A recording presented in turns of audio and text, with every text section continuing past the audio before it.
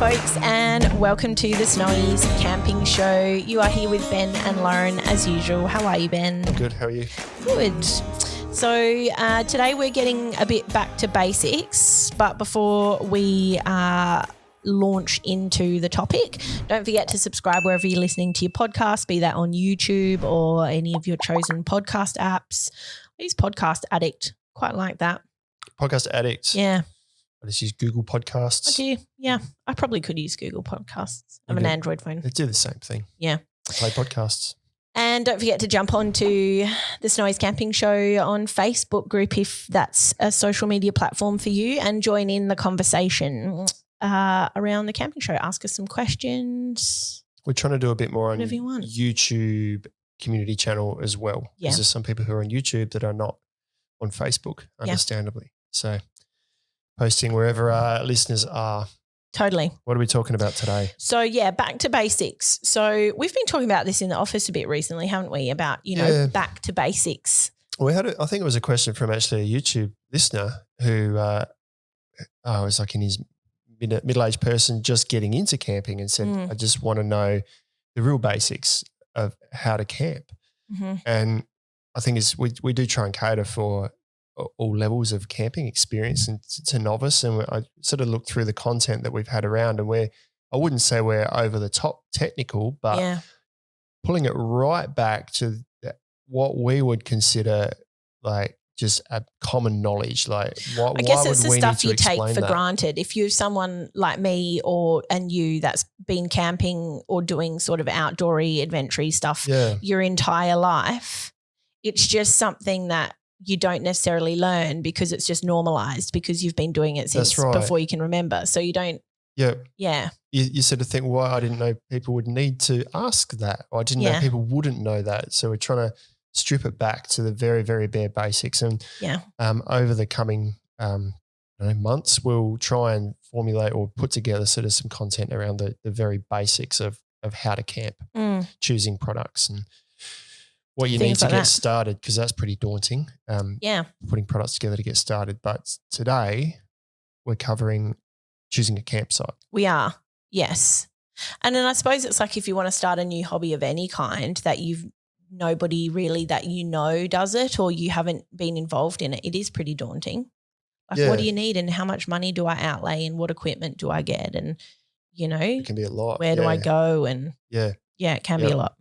But choosing a campsite, even the best of us can get that wrong. Check it. I had a campsite.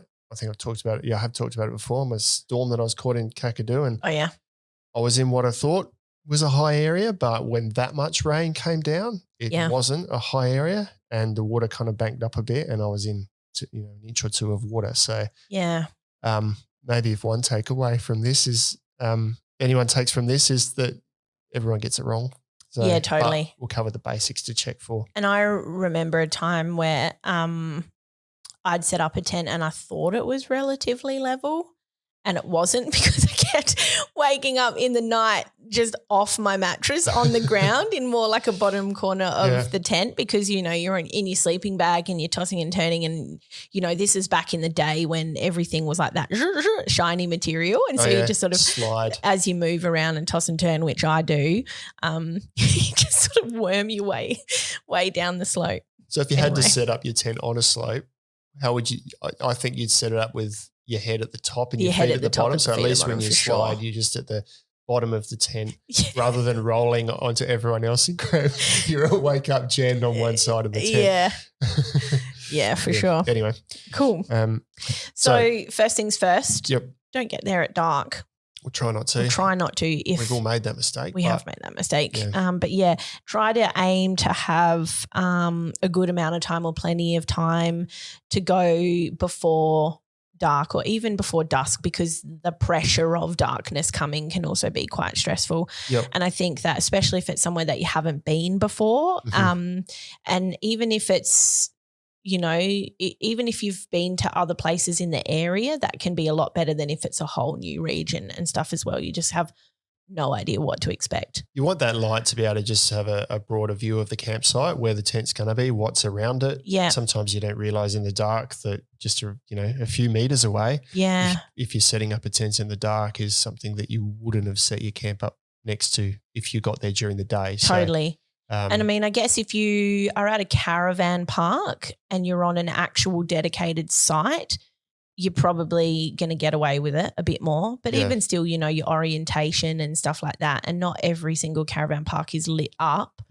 But then sometimes if you go to a caravan park and you're just in a tent site or an unpowered site, that can be a bit of a free-for-all space as opposed to dedicated lots.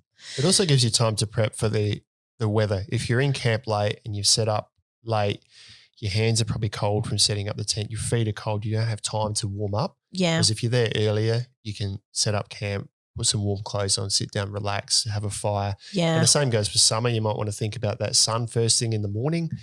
Set up your tent, get an awning and stuff set up to try and get some shade in the morning. Otherwise, you wake up first thing in the morning and because you didn't really have time to think about where your tent's pitched, you've got hot sun blaring on the side of the tent and you're stinking hot first thing in the morning. So yeah, totally. A bit of light to get your site sorted and tent set up. Yeah, and a few places that I go camping are just like sort of a generic bush camping site, and there's a couple of different places that you can choose from, or the sort of allotments or the site allotments are really quite huge.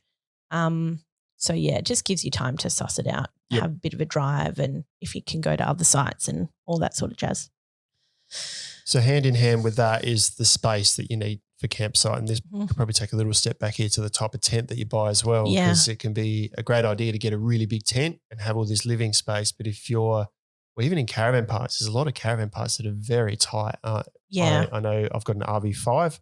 There's a few caravan parks that I've been in where there was enough room for my tent and the car and you know, that's guy ropes in and you're out of space. There's not many families that would have a smaller setup than you. You know what I mean? Like it's room for 4. You've got one of the the smallest family tents realistically. Yep.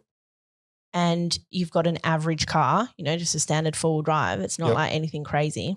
And you got to think about when you're setting that up, as I mentioned before, the guy ropes. So you put the footprint or your ground sheet down if you're using a ground sheet, or you think I'll set the tent up here and we'll sleep it with our head at this end here. The guy ropes are then another maybe 1 to 2 meters out from that. Yeah, so if you don't, and sometimes by the time you go to put the guy ropes out, you can't be bothered moving the tent. Yeah. Suddenly you find yourself in amongst the trees, hoping there's no snakes around, trying to put pegs into the ground in amongst trees and things. And it's a bit crazy. You just need to allow for space. So think about the size of the tent you've got, the type of camping you're doing, and the space of the site that you're setting up on. And also you sort of mentioned before about your awning. You know, it's not just the footprint of your tent. If you want to put up awnings, especially again, if it's summer, if you want to put up window awnings and things like that as well. Gazebo, tarp. It's not just the length of the awning, but then the additional length of the guy ropes from those as well. And then also I think having a flexible setup, if you've got things like your kitchen and stuff that's more than just your tent, being able to have different ways that you set it up is good, because if your space is narrow and long, or if it's sort of short and you know, more square or boxy, or just having a bit of flexibility like that. But in general, having an idea of how much space you need, almost sort of immediately, just visually, will tick off and cross off some options of where to set up. Ideal setup for me is to have my RV tent set up with the awning facing the back of the car, and I can just back the car in straight up to the RV. So the way I live in the campsite is then under the awning, the sleeping arrangements are at the rear of the campsite, and then I've got access to the car right in front of that. But that requires a campsite that's like, what's the width of a car? 3 or 4 meters wide and 10 meters long or something like that. And that's not, you don't get rare campsites like that. They're usually square or more rectangular than that. So you need the car next to it. But then you've got to think about the guy ropes and the car next to it as well. So yeah, just take the time to have a think about where the tent's going to go, where the guy ropes are going to go, and where you're going to park your car. And knowing how much space you need is also really important when you're booking sites. If you are booking at places like a caravan park or a big bush camp or something like that, often when you're booking, people will want to know how much space you need so they can work out to fit you in. There's nothing worse than booking a site and turning up and it being too small for your needs. Don't always trust the sites as well. I've been to a site that said it was a tent site, but there is no way I could get a peg anywhere in that limestone shelf to put a tent up, let alone find a flat bit of ground that I would sleep in any way comfortably on. So much so that we booked it and we left. We didn't stay there because we just couldn't put a tent You couldn't there. It was a physically stay beautiful there. spot, but I couldn't put a tent there. Yeah, right. Yep. That's a good segue into the next one. Yeah, into the ground. Yeah. So basically this sort of covers everything on the ground, not just your topography and your slopes and things like that, but whether or not it's level, even just in that short space where the footprint of your tent's going to be, whether you've got like rocks or short vegetation. Like often I've gone to a tent site and I don't know, it's not salt bush, but it's sort of that real hardy, woody, but it's a bit prickly. Yep. And there's just no way that that's coming out because the taproot is huge, but they're littered all over the campsite and things like that. Yep. Just being aware of that. And also soil type. If you have a choice, like if you've got a large sort of bush block to choose from, sometimes there can be varying soil types even within that one sort of area. And like you said, super hard clay or limestone versus a bit softer soil. Yep. Always the way to go. Find a soft. You mean choose hard clay over no. choose a softer soil? Yeah. Yeah. With a balance. Did I even actually say that, or did I get that mixed up? I can't remember now. You know it what was I too long ago. Yeah. But you don't want to go too soft either because the pegs are going to stay in the ground. So it probably might be. I know we've talked about it before in our tent peg episode, but it might be handy to have different pegs. Maybe just take 2 different kinds with you, just in case. Yep. On level, it can be hard, as we mentioned before, if you have to set up a tent on uneven ground. Sometimes, especially if you're bush camping, sometimes you just need to set up on uneven ground. Yeah. It could be that maybe one end of your tent is on a slight slope and the other one comes down onto a flat, depending on what the campsite's like. It might be sort of flat in one spot and not in others. So you just need to think about where your tent is situated. I'd probably recommend putting the sleeping arrangement on the flat area for the reason we spoke about earlier, where you end up just sliding all over the tent and you don't end up with a good night's sleep. So go for a good night's sleep. And if you can't always sort of, I would always orient your head to the more upper end, higher end. Otherwise all the blood rushes to your head and you end up with a headache in the morning. So I mean, Pete, we're not talking about setting up tent on a bloody slippery dip or anything like that. You know what I mean? Like in that sort of slopes, but even just the most minute slopes, they can make a difference. Yep. But I mean, it doesn't have to be, dead flat, but just be aware of it. And just walk around. Where you're going to put it, walk around and clear those twigs and rocks and things away, because if you've got, say, a 5 by 4 meter tent and you find a big lump in the middle after you've set up the tent, thrown your mat in there and you go, oh, there's a big rock. It's like 2 meters in. It's not much fun. There's no chance. And you've got no chance of getting it out. And you're lying on dusty ground with your arms stuck under the tent trying to fish around. The person's inside going, no, a bit further, left, over, left. I got one.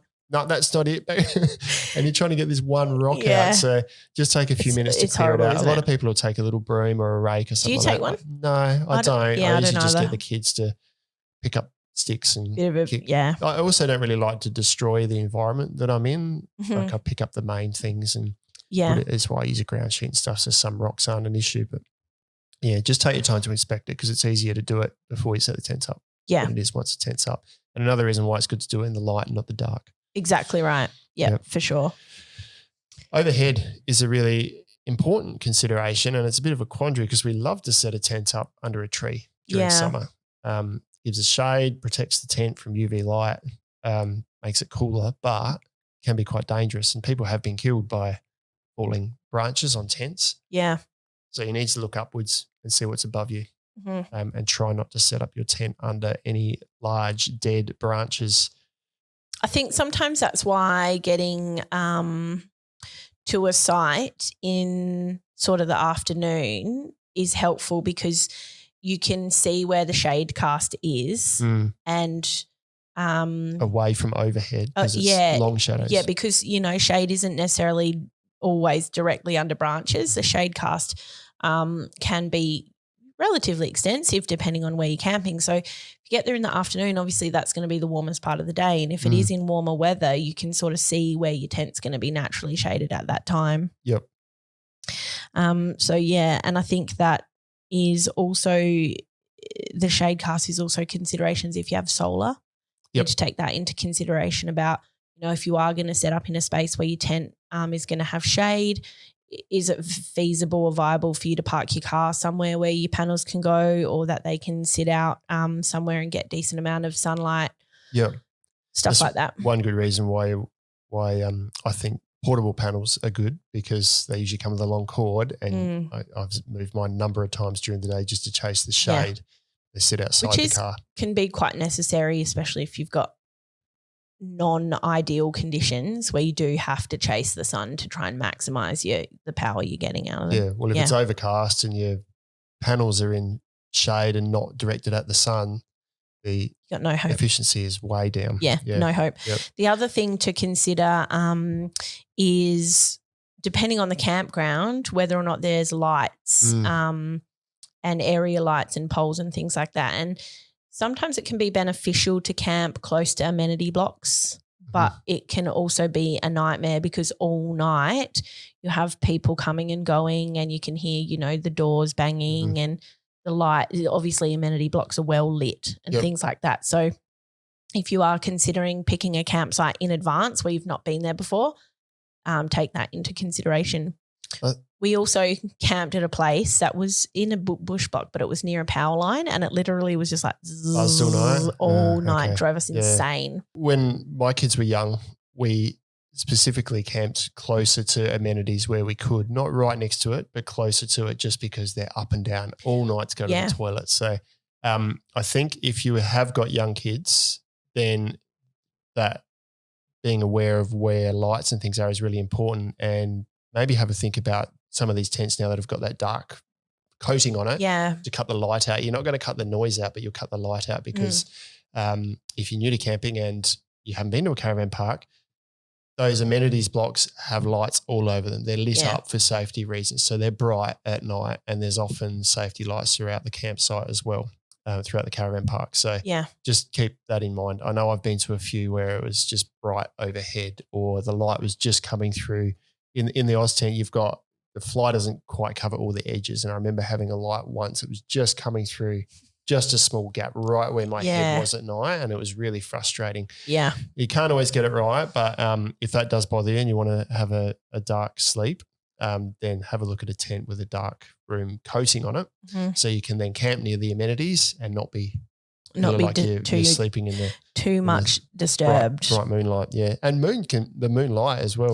Moonlight we're going a bit off topic here, but moonlight can be pretty bright, just as bright as a light sometimes. It's so cool though. Sometimes if you get up in the middle of the night and it's like full moon and you're in the middle of nowhere, so there's no light pollution. Yeah, and it's just like I could literally run headlong through the bush there and not run into anything. I had an amazing night at Ruby Gap in Alice Springs once like that. We just slept out in the open in our double swag and woke up in the middle of the night, and the moon was what woke me up because it was so bright. And I woke up to just, it's bright. It's like low light during the day, and there's dingoes howling in the background, and it was just this surreal sort of moment. It was awesome. Yeah, that sounds really awesome.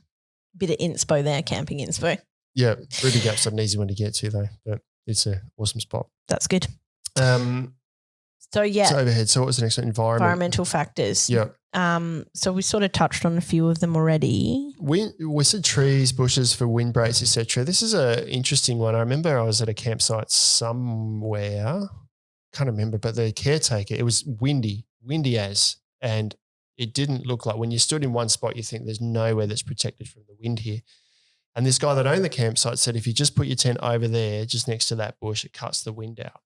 And standing and looking at this spot, it didn't look any difference. But obviously the topography or something in the campsite just directed the wind away. So there was this kind of little pocket where it was a whole lot calmer, but you couldn't really pick that. You wouldn't be able to pick it. Yeah. So have a walk around and take note of the wind, and just take note of they don't have to be big hills or big bushes or anything, just small rises or little dips or that sort of thing can make a lot of difference. It can. Just camping in and out of the wind. And it can be deceiving as well, because there's a campsite down the bottom of York's Butler's Beach, which is brilliant. Mm-hmm. But in the South Australia. Yeah, South Australia. But in the actual Butler's Beach section, you're behind sand dunes. There's loads of vegetation.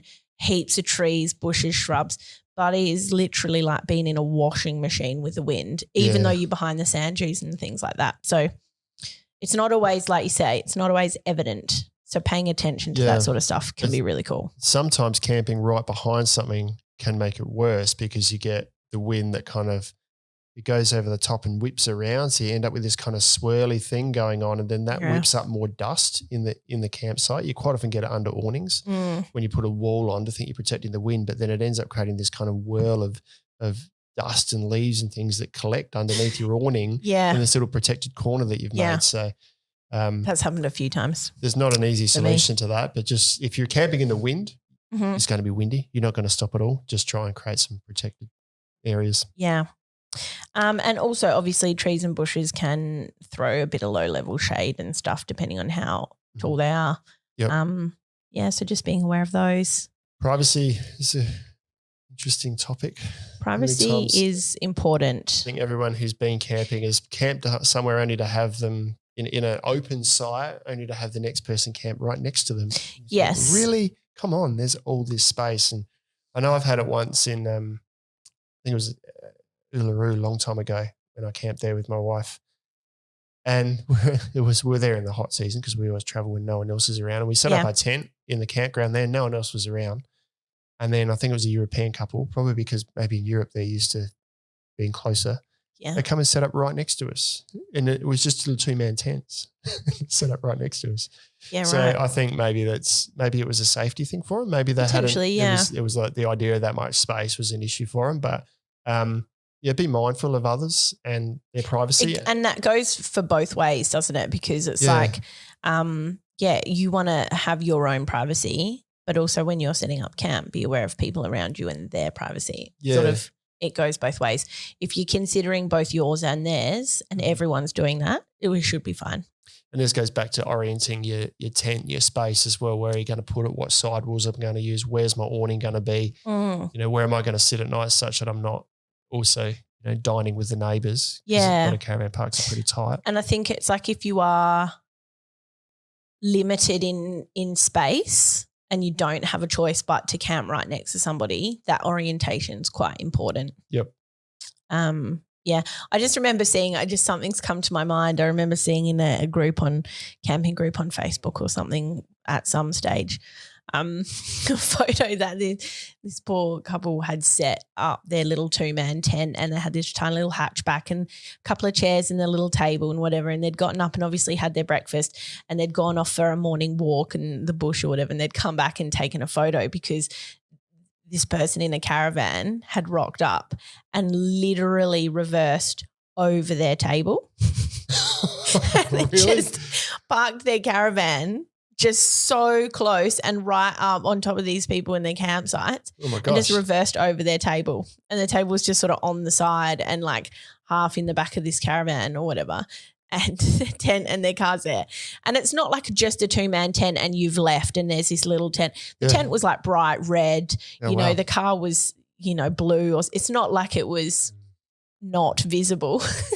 Be mindful it just made me have a laugh. So be mindful. It could be that, maybe suss out the neighbours before. If you can't really get privacy, suss out what they're like. It might be that they've got kids. If you've got kids, it might be a harmonious campsite that they want to play with each other, so you can create a communal space then. But just suss out your neighbours as well. Yeah.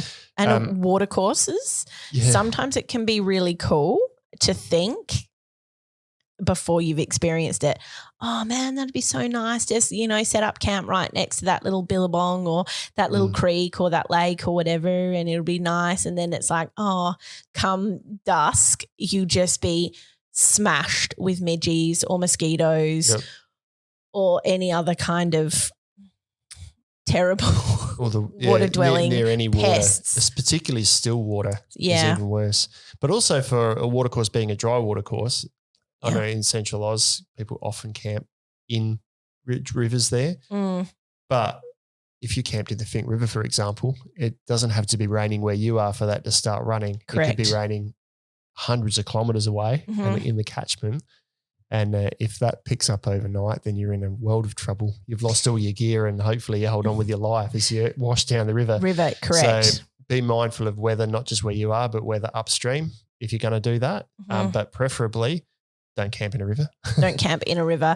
And even if you're camping next to a river, be mindful of how far from that river you are, because if something like that does happen, even if you're not actually in the river, because I know, you know, one of our YouTubers, I think it was Brad, was saying in response to an episode a couple of weeks ago about how he woke up in the middle of the night, even though he thought he was safe, and the water was around his tires or something like that. So it can catch up on you. It can happen even to the best of us. Small water courses too. Don't camp somewhere if there's rain coming, particularly in a spot it looks like there's water run through, because that probably means water's running from up in a higher spot down through that campsite and potentially underneath your tent if that's where you set it up. A lot of this is mainly applicable for bush camps or spots unlike caravan parks that aren't. There's no specific sort of designated sites. Most spots where there's a designated site, parks or the caravan park or something, have already considered that for you. But if you're just setting up at a roadside camp that you found on wiki camps, these are all the things that you need to consider. Sometimes also beach camping, to be aware of that, because you might not necessarily think about it on the beach, but you know, up over the sand dunes or in the sand dunes, sometimes there can be like marshy type stuff. And that's an awesome holiday spot for midges and stuff as well. So it's not, just be aware of the surroundings from that respect. You will get eaten alive. Come dark. You will. The same sort of goes for paths and roads. Be aware of path. One thing that comes to my mind is if you're knowing where a toilet is and where another camp or other people are camping. If you camp between the toilet and them, people will walk through your camp. And they will walk through your camp. Not everyone. Some people are considerate and walk around a camp. There's also a lot of people who literally just walk through the camp, and I've had it happen a number of times, sitting there relaxing in camp and someone just walks between your tent and your vehicle. And you're like, it's not that far to walk around. And similar with camp kitchens as well. That can, those communal areas, just sort of be aware if that's where you've chosen to camp, that the orientation and the space you need, that comes into play again with how you're setting that up. But also I have been at campsites before where the road or the path hasn't necessarily been very obviously signposted. I mean, it's there, but it's not crazy, and people have actually set up into the path or into the road, and the vehicles can't get through, or they, you know, it's quite stressful to try and maneuver your vehicle through. Some sites are so tight that you can't help it. There's a small strip between a road and a sand dune, and there's tents set up along there, and it is just tight. It's the nature of the campsite. It's really tight. So just be mindful of those sorts of things. The other consideration with paths and roads is noise, especially if you might find this amazing bush block, and then, you know, like 50, 100 meters behind the bush is a big road. Just sort of be aware of that sort of stuff. So I think that's what we've noted down. So for choosing a campsite in terms of like if you to find a campsite, use wiki camps. I think we've covered off on that on another episode. I don't have the episode number, but I think we did a finding a campsite. Because that's things like wiki camps, which we're only really mentioning because we both use it. You can filter out campsites that meet all or most of your requirements or your non-negotiables. And that can help you find your campsite first and foremost. And then from there, being able to choose your actual site if you have the option to do that when you get there. A lot of this stuff will be sorted if you go to a caravan park. You're pretty much that's your spot, and that's where you got to set the tents up. You might be pretty much restricted by just whatever you've got there. True. Sometimes you have to put the tent on the pad that they've got there. You can't put it on the grass bit. They've got a pad for you to put the tent on. So those decisions are made. But I think if I'm looking at a caravan park, in the handful of times that I have done that, first thing I do is I'm looking at the map, and I'm looking at where the unpowered sites are in relation to the vanning sites and the amenities blocks. And in my mind, I'm immediately calculating the handful of sites that I want to camp at because of all of the factors that I've considered in terms of what I want from an actual site. And then that way you can call up the caravan park and you can be like, these are the particular sites that I'm looking at. Do you have any of them available? Yep. Because sometimes if they just put you where, if you haven't done that, they can just put you wherever and it might not be great for you. Yeah, and I've had that. When you're touring, you don't necessarily plan ahead. We've pulled up at a caravan site and there was one site in particular that I just thought, wow, it's that little gap between that camper trailer and that camper trailer that we've got to fit stuff in. Like we drove past thinking, I don't understand where this site is. And then they moved, the people camped each side, moved their like sups out of this little gap in between and a few bikes that they had in there. And we went, oh, that's where our tent goes, right? And we just kind of, the car had to kind of angle in a little bit to try and fit amongst the other cars on each side. Thankfully, the people each side of us were okay and they ended up leaving and we had space after the first night. Yeah, but right. sometimes it is really tight. So probably the lesson from that is if you want to have a nice relaxing holiday, don't let the caravan park choose your site, book ahead. Let them know what you want. Yeah. And also just my sort of one of the things that I always look for that we haven't really covered in this episode because we're talking more about bush camping, but if you are caravan park camping or whatever you call it, I always look for campsites that are on the end of a row or on a corner or something because you've only got one side or two sides max. Yep. That you have to share a border with. You can put all your walls and vehicles facing the one campsite that's next to you and be open on the other side. Yep, for sure. Hopefully that helps beginners and hopefully upcoming range of content that we're going to create around the absolute bare basics of choosing a campsite. We've got to try and pull our minds back to like what we have as common knowledge. Back to basics. If anybody out there, seasoned campers or lifelong campers like us have any other thoughts or considerations for how to choose a particular campsite when you know where you're going to go. For someone who's never done it before, if you've got a hot tip that that we've not covered, chuck them in the comments below. Yep. Or jump onto our Facebook group. And at the end of it, if you are anxious and you do it, just make a decision, set it up. Make some mistakes. Everybody has had a less than ideal campsite. Do you know what I mean? You've got to have stories to tell. Yeah. Like, I've mentioned that terrible one on the cliff that I was like, oh my God, it looks so beautiful. And then it wasn't. It was a campsite from hell with those prevailing winds. Yeah. But don't let that deter you. We've all been there. We've all done it. Don't let the Instagram shot rule your camp setup. On that note, I think it's time to say goodbye. We're waffling now. All right. Have a great week, folks. We'll see you next Monday. See you later.